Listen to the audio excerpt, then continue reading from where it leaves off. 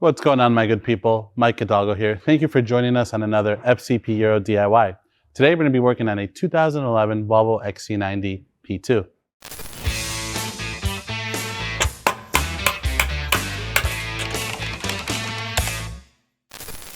Today on the XC90 behind me, we're going to be covering how to do an engine oil service using our liquid moly kit, which is available on fcpeuro.com. This is going to be applicable to not only the XC90 behind me, but any Volvo equipped with the SI6 motor. It's going to be the same process across the board. In front of us, we have 8 liters of 0W30, along with a man filter, which also includes a new crush washer and O-ring for the oil filter housing cap. We recommend you do this service every 5,000 miles. But before we get started on this DIY, let's take a look at some of the tools you're going to need for this job. For this DIY, you're going to want to use a torque wrench. We have a ratchet with a long 13-inch extension. The extension is not mandatory, but it makes life a little bit easier for the oil filter removal and installation. We have a 10mm socket, a 17mm socket, a 36mm socket, a small pick, a flathead screwdriver will work as well, a funnel of your choice. Electric tools make the removal of the splash shield underneath the XC90 quicker, and not pictured here, but definitely necessary, is going to be a catch pan for your oil. Now with that, let's go ahead and get started on this DIY. To get started, we're going to start by removing the oil fill cap. That'll break the vacuum seal and allow the oil to flow easier. And while we're up here, we're also going to break the seal on the oil filter itself. So let's do that now. Just going to drop a towel down here to kind of have handy in case there's any spillage. And we're going to use our socket. I have an extension. Again, not mandatory to have this, but it makes life easier. You don't have to reach too far in there. And we'll just break that free. And if you'd like, you can go ahead and just remove it all now and just set it to the side to drain. And with that, we're generally going to pull the oil filter cap up, and I'm going to use a towel to kind of drape on the side of the filter just to keep any spillage, drippage at a minimum. All right, under the XC90, we're working on the lift today. However, this is a super driveway friendly job. We have a splash shield that we want to remove. It's held in by 6 10mm bolts, 2 in the back, 2 in the front, and 1 on each side. We're just gonna go ahead and zap them out with our Milwaukee. This one is missing 2 of them, so you might see it skip around a little bit, but should be a total of 6.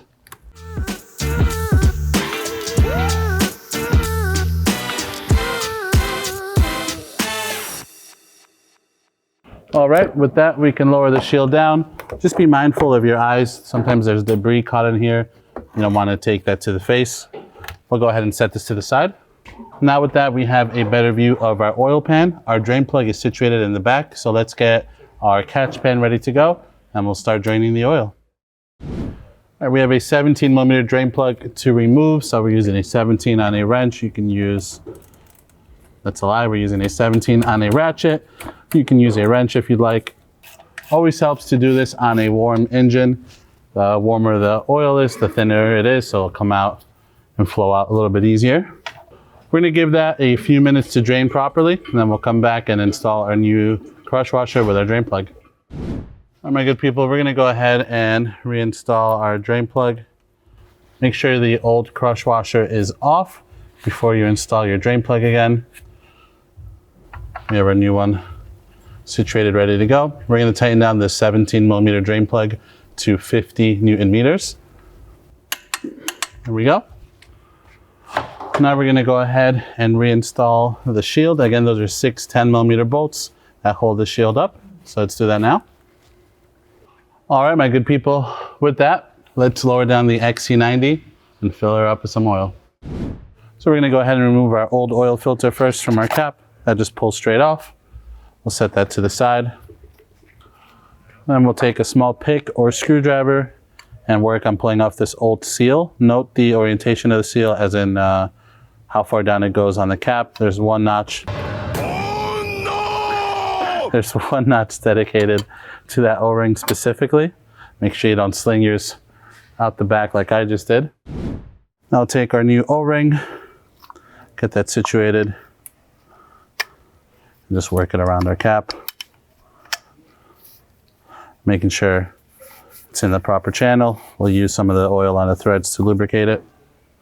Then we'll grab our new man filter, feed that on like so, And now we'll go ahead and feed it down into the engine. Basically, once it's snug, you can even do it by hand. That's when it's going to be good. We do have the torque wrench out still, so we'll double check it with the torque wrench. This gets torqued down to 25 Newton meters. Beautiful. All right, my good people, at this point, we're going to fill the 3.2 up with some oil. The capacity, according to Volvo, ranges anywhere from 7.1 to 8.2 liters. I have a feeling it's going to take just around 7. So we'll start with 7. We'll check the dipstick. And then from there, we'll run it for a few minutes, let it settle, and adjust if need to. So just be sure you follow that. It's always better to add a little bit than to have to take some out. So we're going to go ahead and take that approach with this. We'll just feed our funnel into place. We'll start with the 5-liter jug and then work with the last 3 1 liters individually. Don't forget that these jugs also have a sticker on them on the top left corner, which you can peel off and put on your windshield so you can keep track of your mileage interval and set your next service.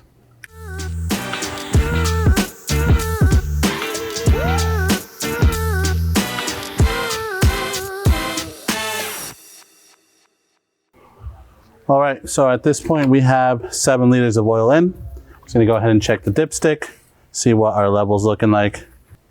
All right, so we are right in the hash marks of the dipstick. We're gonna go ahead and run it for a few minutes, let the oil filter housing soak up some of the oil, and then adjust as needed. But otherwise, my good people, that is gonna conclude this DIY for today.